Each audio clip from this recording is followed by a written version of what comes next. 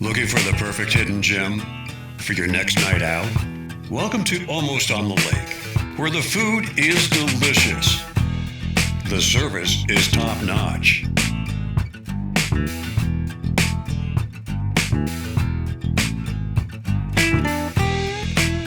And the atmosphere feels like home. Family owned and locally loved. Come see why everyone is talking about Almost on the Lake. Nestled in the heart of historic downtown Wilkesboro, the 1915 offers a wedding experience like no other. Once a federal courthouse and post office, the 1915 combines rich history with timeless charm. From intimate gatherings to full-day rentals, we provide the perfect backdrop for your most cherished moments. With indoor and outdoor options, bridal and groom suites, every detail is crafted just for you. Make your wedding unforgettable at the 1915, Wilkesboro's historic wedding venue, where your story begins.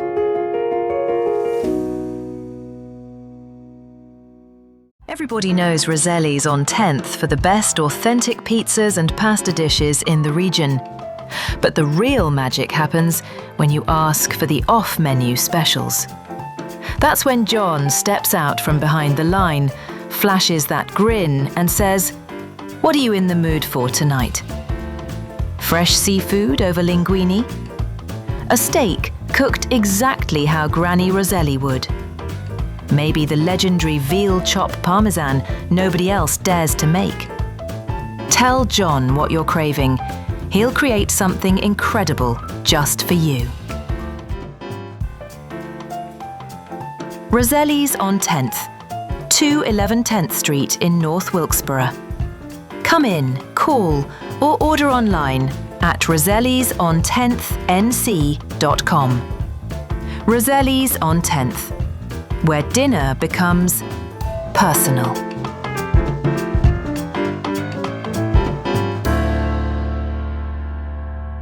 Closed captions for this episode of Life in Wilkes is brought to you by Deal Insurance Agency in Wilkesboro, an award-winning, experienced, family-owned and operated agency with service and coverage that goes above and beyond expectations. Join us on a captivating journey as we explore the charm, history, and vibrant culture of Wilkes County. Discover the hidden gems, inspiring stories, and remarkable people that make Wilkes a place worth knowing and celebrating. Join us now as we experience the unique essence of life in Wilkes. Welcome, Janina Shoemaker, to Life in Wilkes. So glad you could be here today. How are you? Thank you very much for inviting me. I am fine. I am doing very well. Okay, that's great. Well, we're going to talk about some very interesting projects that you're involved in. Yes. And before we start that, I'd like to get to know you a little better. And could you just tell us your history in theater, how you got involved in theater, and a couple of highlights of your career? Well, I've been in theater all my life, one way or another. My grandparents, my mother, all involved in theater in one way or another. And I remember that my first performance on a stage, I was probably 5 or 6 years old, and I recited from start to finish. It was the night before Christmas. Oh, wow. All the way through. And when I heard the applause, I was hooked. I was it. And that was all there was to it. Yeah. And I've been in children's theater. I have been in all kinds of theater when I started studying. And I was a backstage person for a long time in high school. And then when I was actually in college, I was basically a production person backstage, as well as being obviously in every single course that was offered. I was in a BFA program, and I had a lot of classes in theater and in drama. And I just did everything that there was to do. And I've been in it for a long, long time. I've done summer stock. I've done community theater.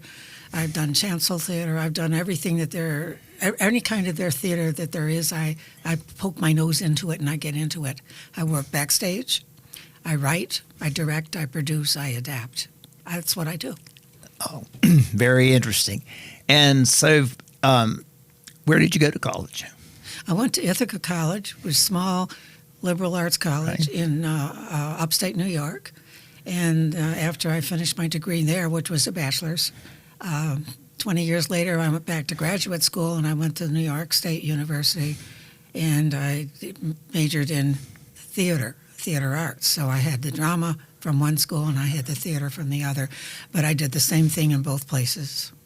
Had a lot of wonderful practice and opportunities to learn everything, and I did. Okay. What would you consider one of the biggest highlights of your career that you're proudest of? Oh, I had quite a few interesting things. I did summer stock one year in upstate New York, and my equity theater debut was with James Mason and his wife, Portland. No, his wife's name was Pamela, and their daughter, Portland.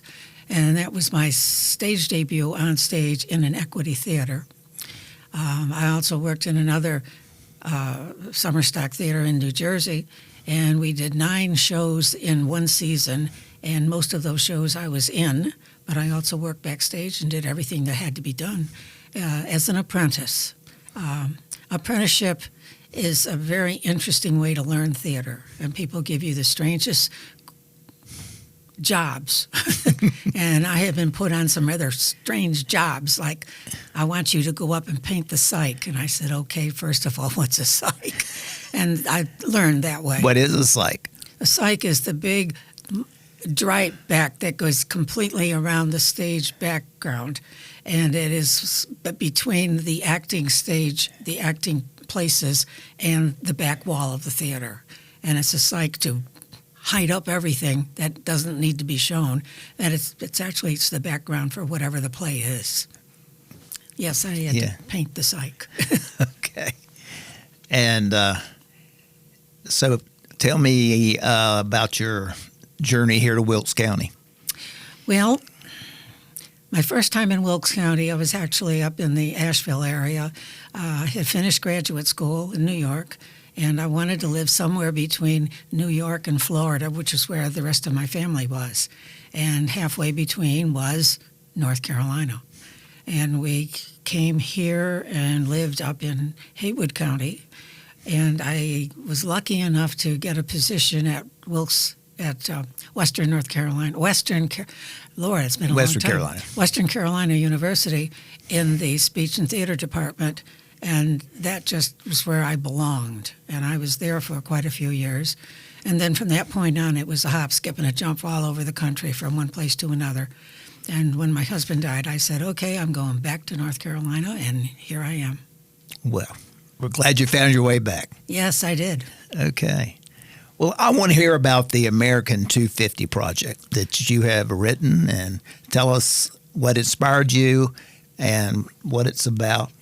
American 250 is a program that is nationwide and statewide and countywide.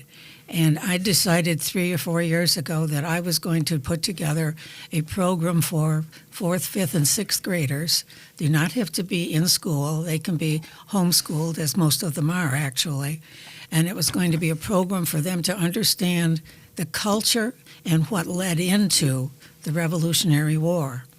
We were going to be looking specifically at things that are taking place in Wilkes County in 1750, 1760, and then moving our way through to Battle of Kings Mountain, and then a lot of the repercussions that happened after that, which would eventually take us to, obviously, the Declaration in 76, and on beyond that, the end of the war, which would be more like 1780.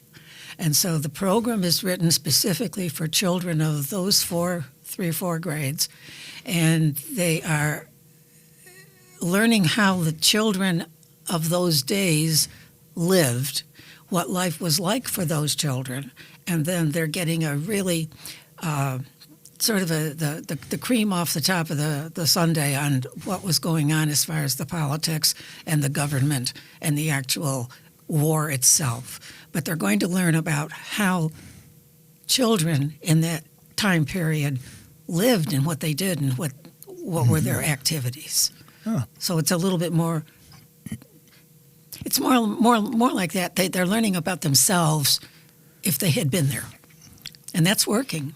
Oh, wonderful. They're Now, having- will that be part of the show itself, Yes. their daily life and Yes. that type thing? This is I keep switching what it's called, and I think I'm going to leave it as it's a pageant, because it is plays and music and just general activities that put together have some kind of a celebration to it. And of course, here in the county, it's going to end with fireworks, but we're going to be doing everything that leads up to those fireworks. Yes. Did a lot of research about Wilkes County. And the centerpiece of the pageant is actually Benjamin Cleveland and his brother Robert. The Robert Cleveland cabin is still here in Wilkes. It's Right. back behind the Heritage Museum. But it's also the stories of Daniel Boone and how Daniel Boone met Ben Cleveland. And then my big closing section is going to be the Valley Forge encampment. Not that these children would ever be expected to be in that kind of an encampment, but I think it's important for them, especially with the last month of weather, to realize how hard it is to do things when it's too cold and too icy and there's no food and there's no place to live. And our soldiers in that time didn't even have clothes or shoes or boots. And I think that that's important for them to realize that that was the background for that big period of time when the Army was going back and forth from one place to another. The entire 13 colonies that had terrible weather or good weather or floods or whatever. You're battling the elements, and there were no interstates. Right. I have been to Valley Forge, which I'm sure you have as well since you lived up there.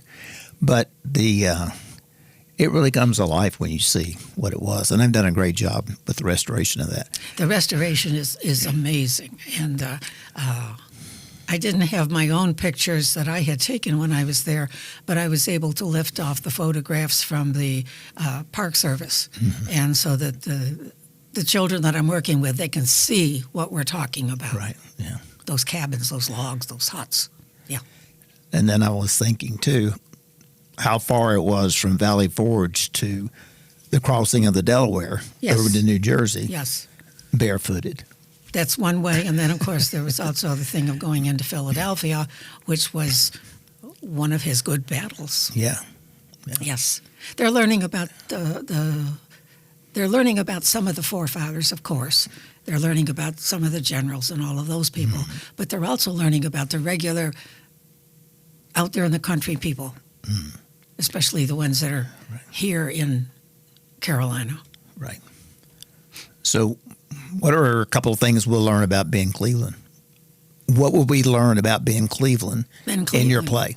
In the play, we'll be starting with the fact that he came down from Pennsylvania through Virginia, eventually into the Carolina area, and his battles with the Indians, his forays with his buddies, and then about that time we're going to say, okay, he's grown up now and he's going to go off and do his big thing, but we will come back and we will go up the mountain. We're going to go up the mountain and have the battle. Yes. But that is going to be the centerpiece that's in the middle of the pageant. Valley Forge is the closing. Got you. Very good. I'm looking forward to seeing that. When will it be? Well, we've got 4 performances, July 1st, 2nd, 3rd, and 4th. They're all in downtown Wilkes. We'll be at the Heritage Museum for one. We'll be at the Benton Hall we'll be in the we're going to be in the upstairs hall in the main stage. We're also going to be at the library, and we will also be at the VFW hall. So we've got 4 performances, and most of them are at 2 o'clock in the afternoon. These are children. We don't stay up late at night. But the children are just amazing. I hand them a script, and they start reading, and it's just like watching the whole thing just come to life. They're so excited about what they're doing. Oh, that's wonderful. Yes. And how old are the children that are in it? Well, they run from, I guess, 9, 10, 11, 12. I'm saying it's preteen, but and many of them are members of a family, so that they're there with their brothers and sisters. Right. And they're all amazing students. I mean, I hand them a script that's got strange words in it, and they just look at them and they say them, and then they know what they're saying, and their inflections are just adorable. I'm so pleased. If anyone was watching this, are you still accepting children, or do you have your cast? Absolutely. I desperately am in need of young men, young patriots, young boys who would like to play soldiers or farmers. These are the real people that we're talking about. I have lots of room. The one script I have has got 14 people in it, and I've only got one young man to play 12 young soldiers. Okay. I need some guys. I need little guys. That seems to always be the challenge in theater is finding men. Anytime. And I don't know why it's so prevalent. I know why it's prevalent in the older years, because we're not fighting, but we're up against so much competition. There's so much for them to do when they get in that next 4 years. But in this group, well, there's just so much activities for children of this type. Okay. Be a great way for a newcomer to get involved in theater. Oh, yes, definitely. Sounds like. And no experience necessary. There'll also be singing. In fact, every third Saturday we rehearse with music, and they're learning songs. Some of them they already know, but some of them are new songs to them, and they're learning songs that will be interspersed between the various little plays and vignettes. Nice. And is there anything else you want to let the audience know or the viewers know about this play before we move on? This particular pageant is in the spirit of I can't even say the word quintessential. Anyway, in the spirit of 25, okay. 250. It is to explore and understand the situation that created what was happening in the 1700s that became the push that has changed not just North America, but changed the world. It's the beginning of modern democracy. And I want them to see how the democracy is based on, without drumming it into their heads like a class, but so they can see that, well, I'm doing it with everything that we do. I show them the stuff we've got, and I say, now, do you like this? Or do you like this? And I say, what do you want to do with it? And they tell me how they want to present it. I want them to be a part of the creative spirit that goes with it. And I think that's a big part of what this 250 is all about. It's getting people up off their roughy duffs and getting out there and looking at what's happening, and then being able to experience it in an art form that is quite acceptable, but it's live, it's real. Yes. It's not something that's on a computer. Yeah. This is going to be a great memories for these children. It should be. It will be. They're having a ball. Thank you for doing that. I am too. I'm having a ball. I'm very, very proud of you. So moving on to another project I want to talk about is your Readers Theater. And there's probably a lot of people that don't know what Readers Theater is. Let's talk about what Readers Theater is. Readers Theater is a type of theater. The one book that I was just recently reading, let's explain something here that we kind of just jumped over. I've been a theater practitioner, but I am also a theater teacher and professor. And I have been a lifelong scholar of theater in all forms. And I have taught mostly in the colleges. But I've always worked with children, either in children's theater or in some kind of a separate project. A number of years ago, I was asked if I would like to do Readers Theater, and this was in Asheville. And I said, sure. And I started with a group of 5 adults, and they were seniors, all seniors. And we were doing Readers Theater for adults, for seniors.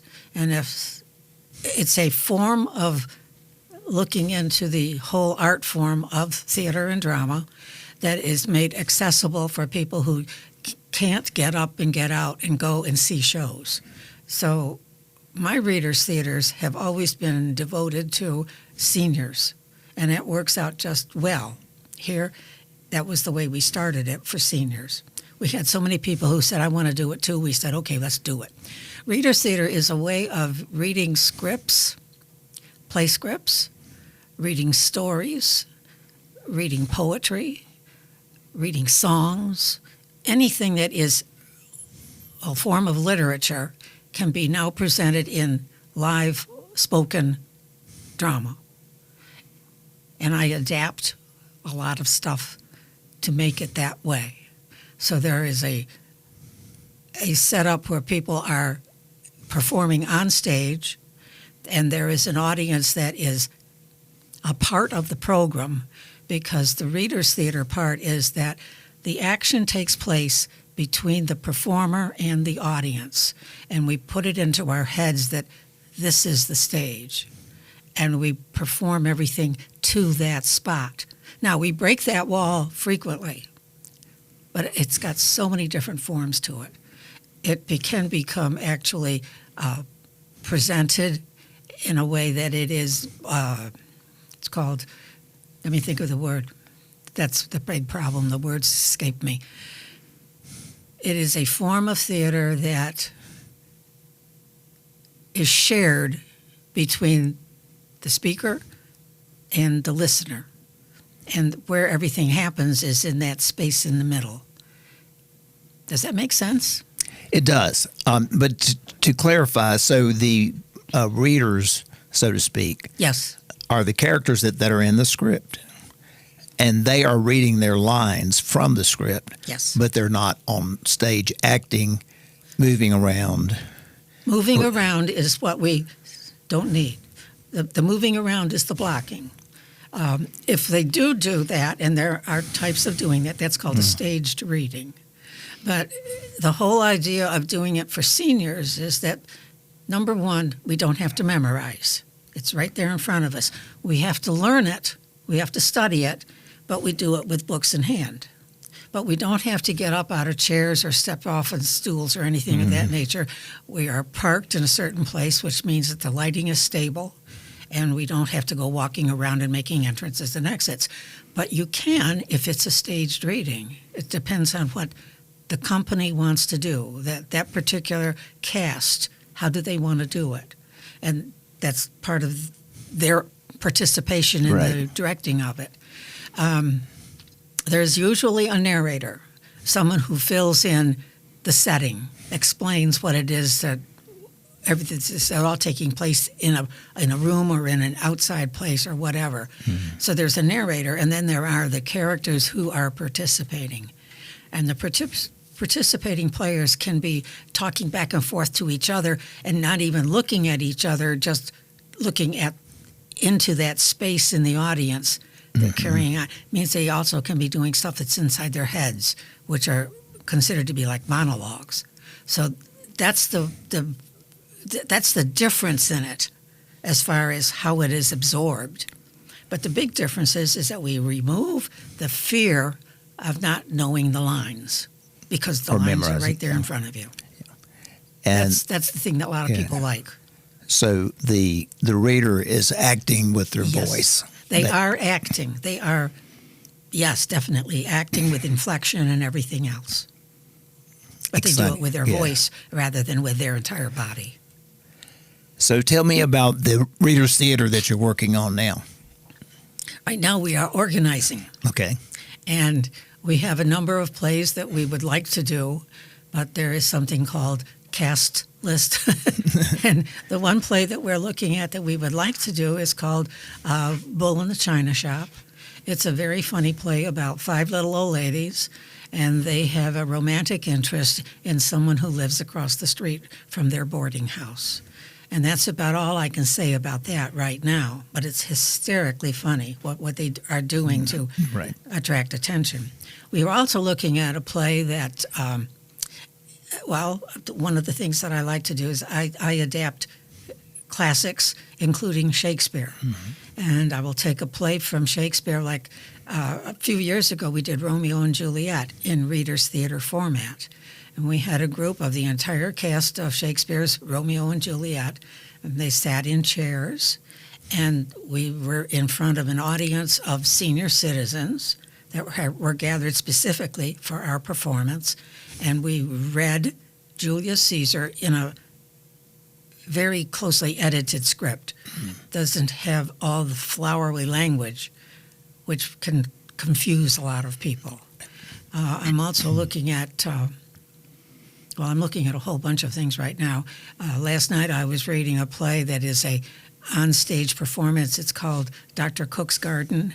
It only has 5 characters in it, or six characters in it, but it is a very serious play. It is very suspenseful, and I can't give away anything about it because it would immediately give away the whole thing.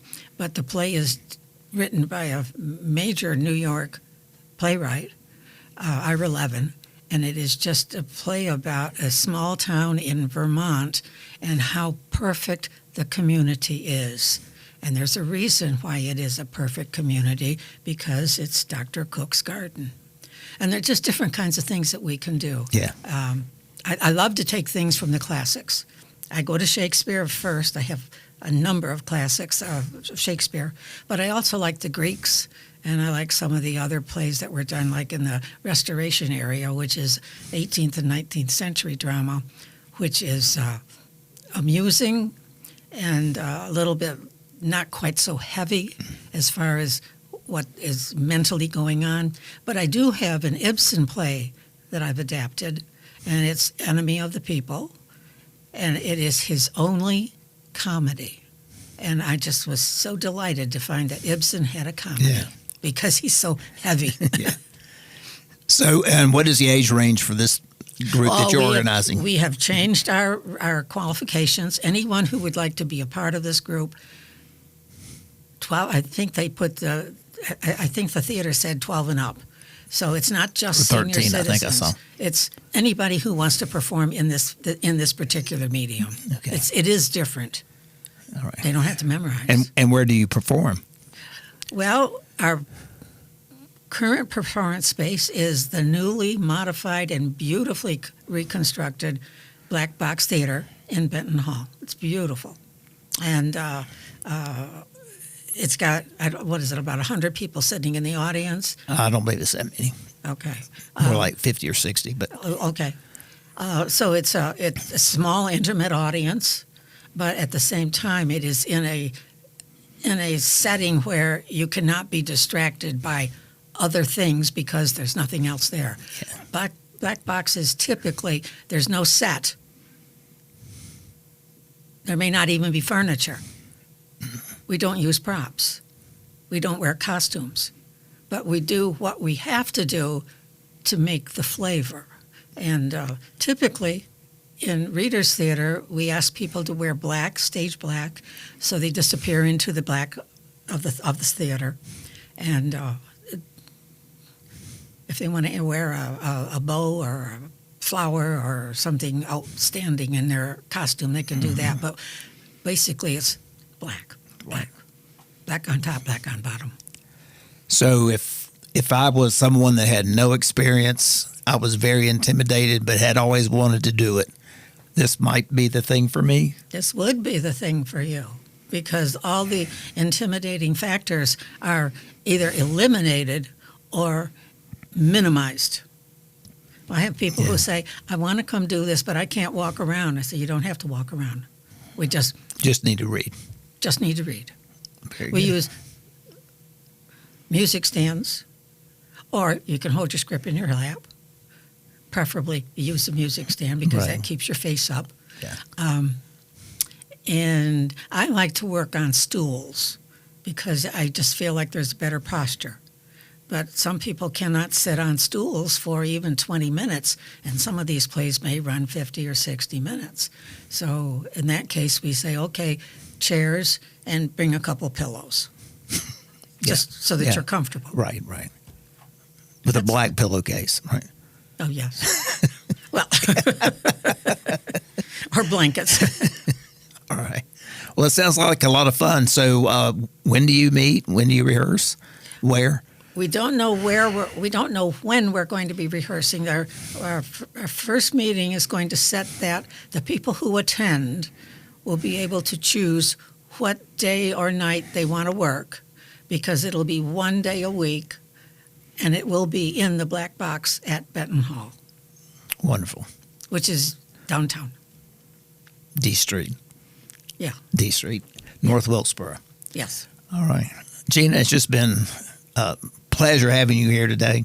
Thank you. Learning more about you and what you've done. Thank you for coming to Wilkes County with all this energy and doing what you're doing. This is what I've always done. I've been doing it for a long time. And the real enjoyment is to see people who have not been exposed to it all of a sudden go from being a real tight little bud and blossoming out into a flower. That's true. It's just wonderful. And that's both with the children and with older people who just never thought they could do it. Right. Anybody can do this. Yes, yes. All right. Well, thanks again. You're welcome. And good luck with all these projects you're working on. Break a leg. All right. Thank you for spending time with us on Life in Wilkes. We value you as a viewer and appreciate when you share the show with your friends and family. Be sure to bookmark our channel and join us again on the next episode of Life in Wilkes.